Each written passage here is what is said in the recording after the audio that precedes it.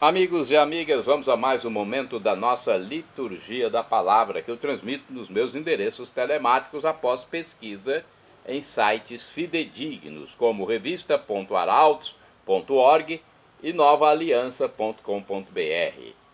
Acesse Paulo Roberto Maciel e você vai ao YouTube, Instagram, Facebook e blog. Se quiser ir direto ao Instagram, é @Paulo Roberto Maciel 6 liturgia referente ao dia 18 de outubro de 2024. Sexta-feira, dia de São Lucas Evangelista. A cor dos paramentos litúrgicos é vermelha. No rito da celebração temos o Glória, o prefácio dos apóstolos e o ofício da festa. Estamos no ano B, onde se enfatiza mais o Evangelho de São Marcos na liturgia dominical, principalmente. Vamos aos ritos, ao que está programado pela Igreja para este dia. Antífona da entrada. Como são belos, andando sobre os montes, os pés de quem anuncia e prega a paz, de quem anuncia o bem e prega a salvação. Trecho de Isaías 52, versículo 7. Oração da coleta. Rezemos. Senhor nosso Deus, escolheste São Lucas para revelar, pela pregação e pelos escritos, o mistério do vosso amor para com os pobres. Concedei aos que já se gloriam do vosso nome perseverar num só coração e numa só alma, e que todos os povos mereçam ver a vossa salvação. Por nosso Senhor Jesus Cristo, vosso Filho, que é Deus, e convosco vive e reina na unidade do Espírito Santo por todos os séculos dos séculos. Amém. Neste dia, a missa deve ser em homenagem a São Lucas, em memória de São Lucas Evangelista. Ok? Então, é uma memória obrigatória. Daqui a pouco nós vamos falar sobre esse santo, autor de um dos evangelhos e dos Atos dos Apóstolos. Primeira leitura da segunda epístola de São Paulo a Timóteo, capítulo 4, versículos do 10º ao 17. Caríssimo, Demas me abandonou por amor deste mundo e foi para a Tessalônica. Crescente foi para a Galácia, Tito para a Dalmácia. Só Lucas está comigo. Toma contigo Marcos e traze-o, porque me é útil para o ministério. Mandei Tíquico a Éfeso. Quando vieres, traze contigo a capa que deixei em Troade, em casa de Carpo, e os livros, principalmente os pergaminhos. Alexandre o ferreiro tem me causado muito dano. O Senhor lhe pagará segundo as suas obras. Evita-o também tu, pois ele fez forte oposição às nossas palavras. Na minha primeira defesa ninguém me assistiu, todos me abandonaram. Oxalá que não lhe seja levado em conta. Mas o Senhor esteve a meu lado e me deu forças. Ele fez com que a mensagem fosse anunciada por mim integralmente e ouvida por todas as nações. Palavra do Senhor, graças a Deus. Vamos agora ao Salmo responsorial. É o Salmo que está na Bíblia Vulgata 144, na Bíblia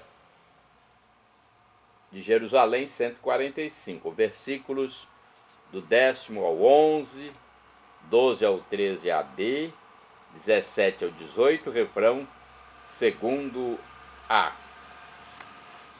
Ó Senhor, vossos amigos anunciem vosso reino glorioso. Repitamos. Ó Senhor, vossos amigos anunciem vosso reino glorioso. Que vossas obras, ó Senhor, vos glorifiquem, e os vossos santos com louvores vos bendigam. Narrem a glória e o esplendor do vosso reino, e saibam proclamar vosso poder. Ó Senhor, vossos amigos anunciem vosso reino glorioso, para espalhar vossos prodígios entre os homens e o fulgor de vosso reino esplendoroso. O vosso reino é um reino para sempre, vosso poder de geração em geração. Ó Senhor, vossos amigos anunciem vosso reino glorioso. É justo o Senhor em seus caminhos, é santo em toda a obra que ele faz. Ele está perto da pessoa que o invoca, de todo aquele que o invoca lealmente. Ó Senhor, vossos amigos anunciem vosso reino glorioso.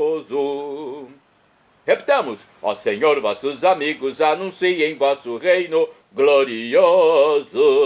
Agora vamos aclamar o Santo Evangelho. A aclamação é com João 15, versículo 16. E a proclamação, em seguida, será com o Evangelho escrito por São Lucas, capítulo 10, versículos do 1º ao 9.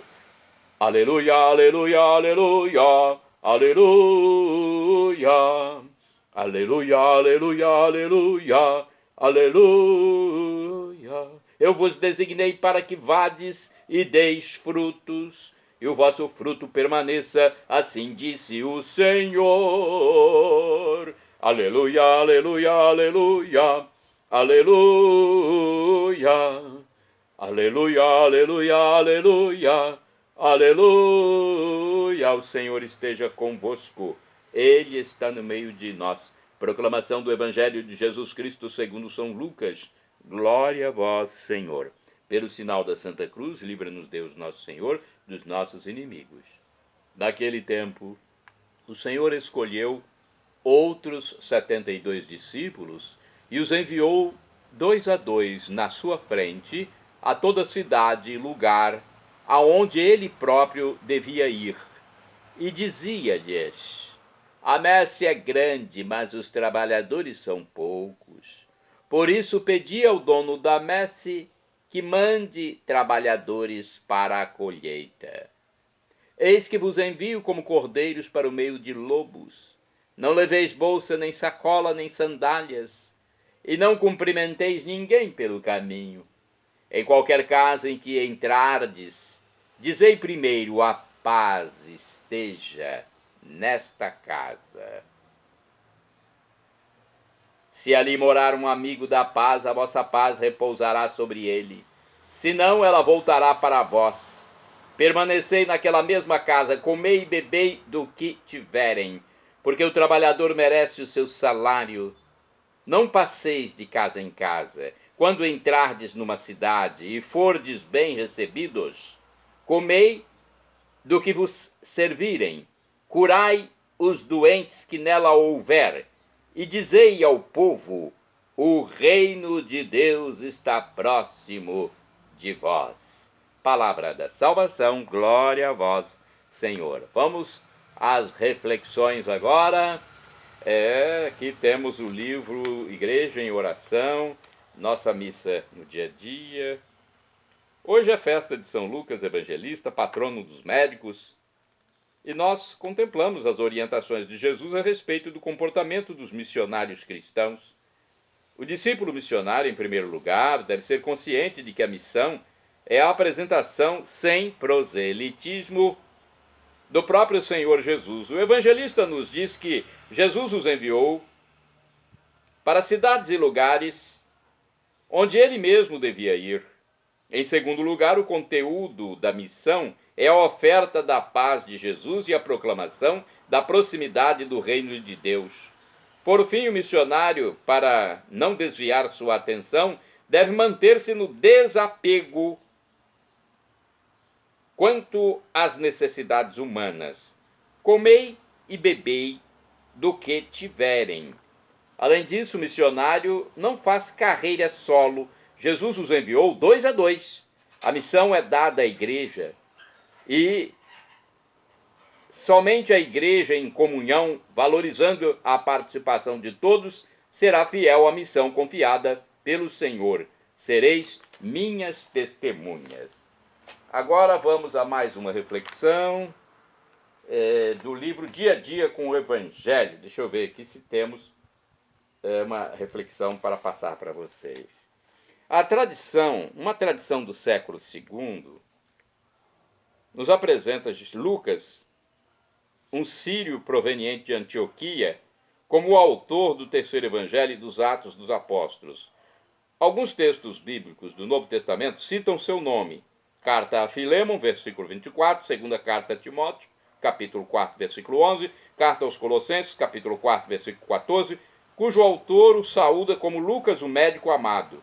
Pelos estudos comparativos com a linguagem e o estilo dos outros médicos gregos da época, pode-se afirmar que, nas duas obras de Lucas, transparece claramente certa familiaridade com o linguajar médico. Lucas era homem culto e conhecia muito bem a língua grega. São Jerônimo manifesta admiração pelo escritor, o mais dotado em língua grega entre os evangelistas. Seus dotes foram colocados a serviço da redação e difusão do evangelho. Antônio Carlos Santini, da Comunidade Católica Nova Aliança, diz o seguinte em sua liturgia comentada: em toda a história da humanidade, nunca se fez ouvir tão forte o clamor pela paz, paz que é dom de Deus e nos foi gratuitamente oferecida na pessoa de Jesus Cristo, nossa paz, conforme a carta de São Paulo aos Efésios, capítulo 2, versículo 14. Quando Jesus nasceu em Belém de Judá, o hino cantado pelos anjos e ouvido pelos pastores falava exatamente de paz. Glória a Deus nas alturas e paz na terra aos homens por ele amados. A presença do Filho de Deus entre os homens, muito mais do que o arco-íris traçado no céu após o dilúvio, era o sinal de que a paz estava ao nosso alcance. Fora reatada a nossa aliança com Deus. Séculos passaram, a areia correu pela ampulheta e estamos em guerra. Guerra econômica, guerra política, guerra afetiva entre marido e mulher. A TV fala de ataques terroristas, as imagens mostram sangue, mutilações. As páginas policiais registram o julgamento do jovem que matou os próprios pais. Onde foi que perdemos a paz? Um dia, entrando na cidade, Jesus chorou sobre Jerusalém, a cidade da paz, que ele tanto amava. Ah, se neste dia tivesses conhecido como encontrar a paz. Mas, infelizmente, isto ficou oculto aos seus olhos. Não reconheceste o tempo em que foste visitada. Lucas 19, versículos 42 e 44. O tempo tinha passado. A oportunidade fora perdida. Será que também nós iremos desperdiçar a visitação que Jesus Cristo nos faz? No Evangelho de hoje, os discípulos são enviados 2 a 2, de casa em casa, como portadores de uma mensagem bem específica. Ali chegando, devem anunciar: a paz está nesta casa. Este voto de paz pode ser acolhido pelos moradores. Se for recusado, a paz recairá sobre o próprio discípulo. Anunciar a paz, eis a nossa missão. Uma forma de paz que se traduz em serviço ao próximo, como fez a Madre Teresa de Calcutá, em acolher os pequeninos, como Dom Bosco também, em aproximar as igrejas, como fez irmão Roger Schultz, protestante, em curar os doentes, como fez Dr. Albert Schweitzer, luterano, em recusar a violência, como fez Mahatma Gandhi, hindu, em dar a própria vida para defender os oprimidos, como irmã Dorothy Stein. Em suma, Jesus Cristo renova sempre sua promessa de paz. Nos últimos tempos, sua presença se fez sentir naqueles homens e mulheres de boa vontade que consagraram sua vida ao Evangelho. Orai sem cessar, irmãos e irmãs. Cordeiro de Deus, dai-nos a paz. Liturgia eucarística. Agora vamos aos santos do dia. São Lucas é o principal. Exercia a profissão de médico, Lucas Evangelista. Conheceu pessoalmente Nossa Senhora e, segundo a antiga tradição, pintou um retrato dela. Não se sabe ao certo a data em que faleceu. De acordo com o site rs21.com.br da Rede Século XXI, da televisão Século XXI, TV Católica, o Evangelho escrito por São Lucas É reconhecido como do amor e da misericórdia. Foi escrito sob o signo da fé, nos tempos em que isso podia custar a própria vida. Mas falou em nascimento e ressurreição, perdão e conversão, na salvação de toda a humanidade. Além do terceiro evangelho, escreveu os Atos dos Apóstolos, onde registrou o desenvolvimento da igreja na comunidade primitiva, relatando os acontecimentos de Jerusalém, Antioquia e Damasco, deixando-nos o testemunho do Cristo, da bondade, da doçura e da paz. Lucas nasceu na Antioquia Síria. Era médico e pintor, muito culto, e foi convertido e batizado por São Paulo apóstolo. No ano 43, ele já viajava ao lado do apóstolo dos gentios, hein? No ano 43, sendo considerado seu filho espiritual. Lucas escreveu o seu evangelho em grego puro, quando São Paulo quis pregar a boa nova aos povos que falavam aquele idioma.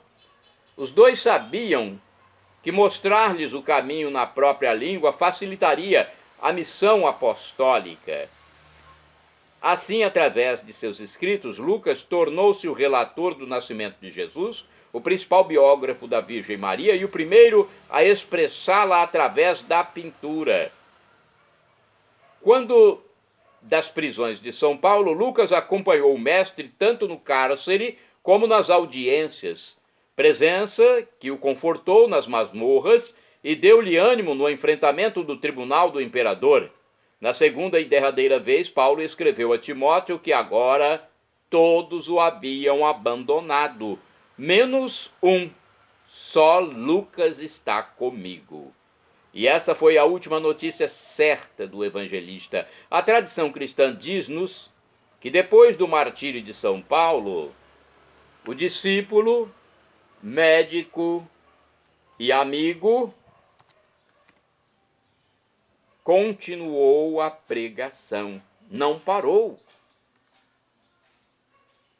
Olha, ele teria seguido pela Itália, Gálias, Dalmácia e Macedônia, e um documento traduzido por São Jerônimo trouxe a informação que o evangelista teria vivido até os 84 anos de idade. A sua morte pelo martírio em Patras, na Grécia, foi apenas um legado dessa antiga tradição. Todavia, por sua participação nos primeiros tempos, ao lado dos apóstolos escolhidos por Jesus, somada à vida de missionário, escritor, médico e pintor, transformou-se num dos pilares da igreja. Nas suas obras, Lucas dirigia-se a um certo Teófilo, amigo de Deus, que tanto poderia ser um discípulo como uma comunidade, ou todo aquele que entrava em contato com a mensagem da Boa Nova através dessa leitura. Com tal recurso literário, tornou o seu evangelho uma porta de entrada à salvação para todos os povos, concedendo o compartilhamento do reino de Deus por todas as pessoas que antes eram excluídas pela antiga lei. Santo do dia 18 de outubro, Santo Asclepíades, bispo, faleceu em 218. Foi um insigne confessor da fé nos tempos das perseguições na Antioquia Síria. Santo do dia 18 de outubro, Santo Amável, presbítero do século V, foi pároco de Riom, na França, conhecido como varão de admirável santidade por suas virtudes e dons de milagres. Santo do dia 18 de outubro, São Monon, mártir, faleceu entre 630 e 640, foi um eremita de origem irlandesa, apedrejado por ladrões incomodados pela sua santidade de vida. Santo do dia 18 de outubro, São Pedro de Alcântara, presbítero, faleceu em 1562. Franciscano de vida penitente e austera, renovou a disciplina nos conventos da ordem na Espanha e foi conselheiro de Santa Teresa na reforma da ordem carmelita. De acordo com o site da comunidade católica Canção Nova, São Pedro de Alcântara é o padroeiro do Brasil. Nasceu em Alcântara, na Espanha, em 1499, descendente de uma nobre família. Era um menino simples, orante, de bom comportamento. Estudou na universidade ainda novo, mas soube igualmente destacar-se no cultivo das virtudes cristãs. Ao obedecer ao mestre, o casto e caridoso jovem entrou para a Ordem de São Francisco, embora seu pai quisesse para ele o direito. São Pedro de Alcântara foi ordenado sacerdote e tornou-se modelo de perfeição monástica e ocupante de altos cargos que administrou até chegar com 20 anos a superior do convento e mais tarde eleito provincial da ordem. Franciscano de espírito e convicção, era sempre de oração e jejum, poucas horas de sono, hábito surrado, grande pregador e companheiro das viagens. Como provincial, visitou todos os conventos da sua jurisdição, promovendo uma reforma de acordo com a regra primeira de São Francisco, da qual era testemunho vivo. Conhecido, sem desejar, em toda a Europa, foi conselheiro do imperador Carlos V e do rei João III, além de amigo dos santos e diretor espiritual de Santa Teresa de Ávila. Esta atestou sobre ele depois da morte do santo: Pedro viveu e morreu como um santo, e por sua intercessão conseguiu muitas graças de Deus. Foi São Pedro quem obteve a autorização para que Santa Teresa fundasse em Ávila seu primeiro convento de carmelitas, considerado um dos grandes místicos espanhóis do século XVI e dos que levaram a austeridade até um grau sobre-humano. Entrou no céu com 63 anos, em 1562, após sofrer muito e receber os últimos sinais do amor, os sacramentos, que o preparou para um lindo encontro com Cristo. São Pedro de Alcântara soube vencer o corpo do pecado por meio de muita oração e muitas mortificações. Foi beatificado pelo Papa Gregório XV em 1622. Em 1669 foi canonizado por Clemente IX. No ano 1826 foi declarado padroeiro do Brasil por solicitação de Dom Pedro I, que tinha o santo como devoção particular de sua família.